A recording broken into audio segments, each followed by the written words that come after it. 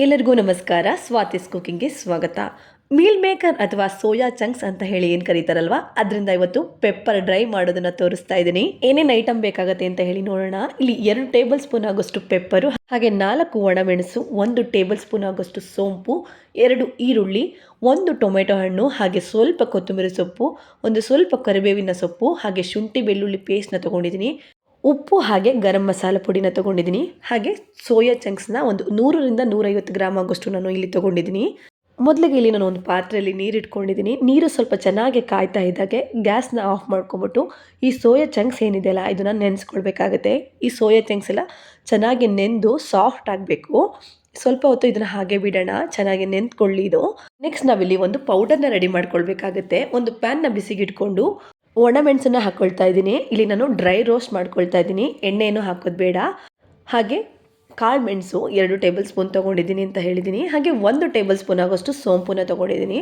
ಇದು ಮೂರೂ ಚೆನ್ನಾಗಿ ಡ್ರೈ ರೋಸ್ಟ್ ಮಾಡ್ಕೊಳ್ಬೇಕು. ತುಂಬ ಏನು ಹುರ್ಕೊಳ್ಳೋದು ಬೇಡ. ಒಂದು ಸ್ವಲ್ಪ ಲೈಟಾಗೆ ಬ್ರೌನ್ ಕಲರ್ ಬರೋ ತನಕ ಇದನ್ನು ಹುರ್ಕೊಂಡ್ರೆ ಸಾಕು. ಯಾರೆಲ್ಲ ಸ್ವಲ್ಪ ಸ್ಪೈಸಿ ತಿನ್ನೋಕ್ಕೆ ಇಷ್ಟಪಡ್ತಾರೆ ನೋಡಿ, ಅಂಥವ್ರಿಗೆ ಇದು ತುಂಬಾ ಇಷ್ಟ ಆಗುತ್ತೆ. ಇದೊಂದು ಒಳ್ಳೆ ಸೈಡ್ ಡಿಶ್ ಅಂತಲೇ ಹೇಳ್ಬೋದು. ಸಿಂಪಲಾಗೆ ದಾಲು ಹಾಗೆ ರಸಮ್ ಎಲ್ಲ ಮಾಡಿದಾಗ ಇದು ತುಂಬಾ ಚೆನ್ನಾಗಿರುತ್ತೆ.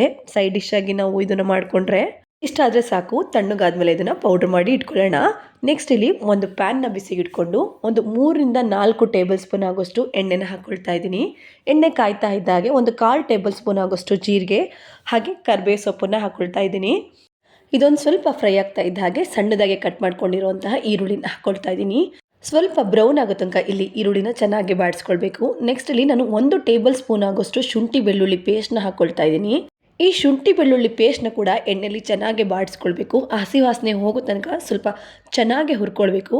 ಅದಾದಮೇಲೆ ನೆಕ್ಸ್ಟು ನಾವು ಸಣ್ಣದಾಗಿ ಕಟ್ ಮಾಡ್ಕೊಂಡಿದ್ವಲ್ಲ ಆ ಟೊಮೆಟೊನ ಕೂಡ ಹಾಕ್ಕೊಂಡು ಚೆನ್ನಾಗಿ ಫ್ರೈ ಮಾಡ್ಕೊಳ್ಬೇಕು. ಇದೊಂದು 5 ನಿಮಿಷ ತನಕ ಚೆನ್ನಾಗಿ ಫ್ರೈ ಆಗಲಿ. ನೆಕ್ಸ್ಟು ನಾವಿಲ್ಲಿ ನೆನೆಸಿಟ್ಕೊಂಡಿದ್ವಲ್ಲ ಸೋಯಾ ಚಂಕ್ಸ್ನ ಅದನ್ನು ಚೆನ್ನಾಗಿ ನೀರಿಂದ ಹಿಂಡ್ಕೊಂಡ್ಬಿಟ್ಟು ತಕ್ಕೊಳ್ಬೇಕಾಗತ್ತೆ. ನೋಡಿ, ಅದರಲ್ಲಿ ನೀರಿನ ಅಂಶ ಇರಬಾರ್ದು. ಆ ರೀತಿ ಚೆನ್ನಾಗಿ ಈ ಥರ ಹಿಂಡ್ಬಿಟ್ಟು ತಕ್ಕೊಳ್ಬೇಕು. ಅದರಲ್ಲಿರುವಂತಹ ನೀರನ್ನೆಲ್ಲ ಚೆನ್ನಾಗಿ ಈ ಥರ ಹಿಂಡಿ ತೆಗಿಯೋದ್ರಿಂದ ನಾವು ಏನೇ ಮಸಾಲೆ ಹಾಕಿದರೂ ಚೆನ್ನಾಗಿ ಹೊಂದ್ಕೊಳ್ಳುತ್ತೆ. ಆ ನೀರು ಅದರೊಳಗೆ ಹಾಗೆ ಉಳ್ಕೊಂಡ್ರೆ ನಾವು ಎಷ್ಟೇ ಚೆನ್ನಾಗಿ ಮಸಾಲೆ ಹಾಕಿದ್ರೂ ಕೂಡ ಟೇಸ್ಟ್ ಬರಲ್ಲ ಅಂಥೇಳಿ ಈ ಥರ ಚೆನ್ನಾಗಿ ಹಿಂಡ್ಕೊಂಡು ತೊಗೊಳ್ಬೇಕು. ನೋಡಿ, ಇಲ್ಲಿ 5 ನಿಮಿಷ ಆಗಿದೆ, ಚೆನ್ನಾಗಿ ಫ್ರೈ ಆಗಿ ರೆಡಿಯಾಗಿದೆ.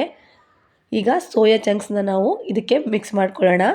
ಎಣ್ಣೆಯಲ್ಲಿ ಈ ಸೋಯಾ ಚಂಕ್ಸನ್ನ ಚೆನ್ನಾಗಿ ಹುರ್ಕೊಳ್ಬೇಕು. ಸಿಂಪಲ್ಲಾಗಿ ಏನಾದರೂ ಅಡುಗೆ ಮಾಡಿದಾಗ ಸೈಡ್ ಡಿಶ್ ಬೇಕು ಅಂತ ಅನಿಸುತ್ತಲ್ಲ, ಆವಾಗ ಖಂಡಿತ ಇದನ್ನು ಟ್ರೈ ಮಾಡಿ. ತುಂಬ ಈಸಿಯಾಗಿ ಆಗುತ್ತೆ, ಹಾಗೆ ತುಂಬ ಕ್ವಿಕ್ಕಾಗಿ ಕೂಡ ಆಗುತ್ತೆ.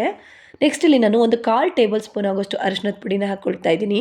ಹಾಗೆ ನಾವು ಪೌಡ್ರ್ ಮಾಡಿಟ್ಕೊಂಡಿದ್ವಲ್ಲ ಆವಾಗಲೇ ಒಣಮೆಣಸು, ಪೆಪ್ಪರು ಹಾಗೆ ಸೋಂಪು ಹಾಕಿ ಪೌಡ್ರ್ ಮಾಡ್ಕೊಂಡಿದ್ವಲ್ಲ ಆ ಪುಡಿನೂ ಕೂಡ ಪೂರ್ತಿಯಾಗಿ ನಾನು ಇಲ್ಲಿ ಹಾಕ್ಕೊಳ್ತಾ ಇದ್ದೀನಿ. ಇದನ್ನು ಒಂದ್ಸಲಿ ಚೆನ್ನಾಗಿ ಮಿಕ್ಸ್ ಮಾಡ್ಕೊಂಬಿಡೋಣ. ಆಗ ಸೋಯಾ ಚಂಕ್ಸಿಗೆ ಪೌಡರೆಲ್ಲ ಚೆನ್ನಾಗಿ ಹೊಂದ್ಕೊಳ್ಳುತ್ತೆ. ನೆಕ್ಸ್ಟು ರುಚಿಗೆ ತಕ್ಕಷ್ಟು ಉಪ್ಪನ್ನು ಹಾಕ್ಕೊಳ್ತಾ ಇದ್ದೀನಿ. ನಾವು ಏನೇ ಅಡುಗೆ ಮಾಡಿದ್ರೂ ಅದನ್ನು ಪ್ರೀತಿಯಿಂದ ಮಾಡಬೇಕು ಅಂತ ಹೇಳ್ತಾರೆ. ನಾವು ಎಷ್ಟು ಪ್ರೀತಿಯಿಂದ ಅಡುಗೆನ ಮಾಡ್ತೀವೋ ರುಚಿ ಕೂಡ ಅಷ್ಟೇ ಚೆನ್ನಾಗಿ ಬರುತ್ತೆ. ನೆಕ್ಸ್ಟ್ಲಿ ನಾನು 1 ಕಪ್ ಆಗೋಷ್ಟು ನೀರನ್ನು ಸೇರಿಸ್ಕೊಳ್ತಾ ಇದ್ದೀನಿ. ನೀರು ನಿಮಗೆ ಎಷ್ಟು ಬೇಕೋ ಅಷ್ಟು ನೋಡ್ಕೊಂಡು ಹಾಕ್ಕೊಳ್ಳಿ. ಸ್ವಲ್ಪ ಕಡಿಮೆನೇ ಹಾಕೋದು ಒಳ್ಳೆಯದು. ಇಲ್ಲಿ ನಾವು ಗ್ರೇವಿ ಥರ ಏನು ಮಾಡ್ತಾ ಇಲ್ಲ, ಇದನ್ನು ಡ್ರೈ ಥರ ಮಾಡ್ತಾ ಇರೋದ್ರಿಂದ ಸ್ವಲ್ಪ ಕಡಿಮೆ ನೀರನ್ನು ಹಾಕ್ಕೊಂಡ್ರೆ ಸಾಕಾಗುತ್ತೆ. ನಿಮಗೇನಾದರೂ ಸ್ವಲ್ಪ ಗ್ರೇವಿ ಥರ ಬೇಕು ಅಂದರೆ ಸ್ವಲ್ಪ ನೀರು ಜಾಸ್ತಿ ಹಾಕ್ಕೊಂಡ್ರೆ ಸ್ವಲ್ಪ ಥಿಕ್ ಗ್ರೇವಿ ಥರ ಬರುತ್ತೆ. ಮೀಡಿಯಮ್ ಫ್ಲೇಮ್ನಲ್ಲಿ ಇಟ್ಕೊಂಡು ಒಂದು 5 ನಿಮಿಷ ಕ್ಯಾಪನ್ನ ಕ್ಲೋಸ್ ಮಾಡಿ ಹಾಗೆ ಬಿಡಬೇಕು. 5 ನಿಮಿಷ ಆದಮೇಲೆ ಕ್ಯಾಪನ್ನು ಓಪನ್ ಮಾಡಿಕೊಂಡು ಹಾಗೆ ಇದನ್ನು ಫ್ರೈ ಮಾಡ್ಕೊಳ್ತಾ ಇರಬೇಕು. ಆ ಸೋಯಾ ಚಂಕ್ಸಿಗೆ ಮಸಾಲೆ ಎಲ್ಲ ಇರುತ್ತಲ್ಲ ಚೆನ್ನಾಗಿ ಹಿಡ್ಕೊಳ್ಳುತ್ತೆ ಹೀಗೆ ಫ್ರೈ ಮಾಡ್ಕೊಳ್ತಾ ಇದ್ದರೆ. ಈಗ ಲಾಸ್ಟ್ಗೆ 1 ಟೇಬಲ್ ಸ್ಪೂನ್ ಆಗೋಷ್ಟು ಗರಂ ಮಸಾಲೆ ಪುಡಿನ ಹಾಕ್ಕೊಂಡು ಮಿಕ್ಸ್ ಮಾಡಿಕೊಂಡು ಫ್ರೈ ಮಾಡ್ಕೊಳ್ಬೇಕಾಗುತ್ತೆ. ಇಷ್ಟು ಫ್ರೈ ಆಗಿದ್ದು ಸಾಕು ಅಂತಂದ್ರೆ ಕೂಡ ನೀವು ಗ್ಯಾಸ್ನ ಆಫ್ ಮಾಡ್ಕೊಳ್ಬೋದು. ಇಲ್ಲ ಚೆನ್ನಾಗಿ ಡ್ರೈ ಆಗಬೇಕು ಅಂತಂದರೆ ಇನ್ನೂ ಸ್ವಲ್ಪ ಚೆನ್ನಾಗಿ ಫ್ರೈ ಮಾಡ್ಕೊಳ್ತಾ ಇದ್ದರೆ ಫುಲ್ಲು ಡ್ರೈ ಆಗುತ್ತೆ. ಈಗ ಲಾಸ್ಟಿಗೆ ಒಂದು ಸ್ವಲ್ಪ ಕೊತ್ತಂಬರಿ ಸೊಪ್ಪನ್ನ ಹಾಕ್ಕೊಂಡು ಮಿಕ್ಸ್ ಮಾಡಿಕೊಂಡು ಸ್ವಲ್ಪ ಫ್ರೈ ಮಾಡ್ಕೊಳ್ತೀನಿ. ನಾನು ಚೆನ್ನಾಗಿ ಇಲ್ಲಿ ಫುಲ್ಲು ಡ್ರೈ ಥರ ಆಗೋ ಹಾಗೆ ಮಾಡ್ಕೊಳ್ತಾ ಇದ್ದೀನಿ. ಖಾರ ಸ್ವಲ್ಪ ಕಡಿಮೆ ತಿನ್ನೋರು ಇಲ್ಲಿ ಪೆಪ್ಪರ್ನ ಕೂಡ ಸ್ವಲ್ಪ ಕಡಿಮೆ ಉಪಯೋಗಿಸ್ಕೊಳ್ಬೋದು. ನಾನು ಇಲ್ಲಿ 2 ಟೇಬಲ್ ಸ್ಪೂನ್ ಹಾಕ್ಕೊಂಡಿದ್ದೀನಲ್ಲ, ನೀವು 1 ಸ್ಪೂನ್ ಹಾಕ್ಕೊಳ್ಬೋದು. ನೋಡಿ ಎಷ್ಟು ಚೆನ್ನಾಗಿ ಫುಲ್ಲು ಡ್ರೈ ಆಗಿ ಮಸಾಲೆ ಎಲ್ಲ ಹಿಡಿದಿಟ್ಕೊಂಡಿದೆ ಅಂತ ಹೇಳಿ. ಸೋಯಾ ಚಂಕ್ಸ್ ಪೆಪ್ಪರ್ ಡ್ರೈ ರೆಡಿಯಾಗಿದೆ. ಯಾರಿಗೆಲ್ಲ ಈ ವಿಡಿಯೋ ಇಷ್ಟ ಆಯಿತೋ ಒಮ್ಮೆ ಟ್ರೈ ಮಾಡಿ ನೋಡಿ, ಖಂಡಿತ ನಿಮಗೆಲ್ಲ ಇಷ್ಟ ಆಗುತ್ತೆ. ಯಾರೆಲ್ಲ ಇನ್ನೂ ಸಬ್ಸ್ಕ್ರೈಬ್ ಮಾಡ್ಕೊಂಡಿಲ್ವೋ ದಯವಿಟ್ಟು ಸಬ್ಸ್ಕ್ರೈಬ್ ಮಾಡಿ, ಲೈಕ್ ಮಾಡಿ, ಶೇರ್ ಮಾಡಿ, ಹಾಗೆ ಕಮೆಂಟ್ ಬಾಕ್ಸಲ್ಲಿ ಕಮೆಂಟ್ ಮಾಡಿ ತಿಳಿಸಿ. Thank you.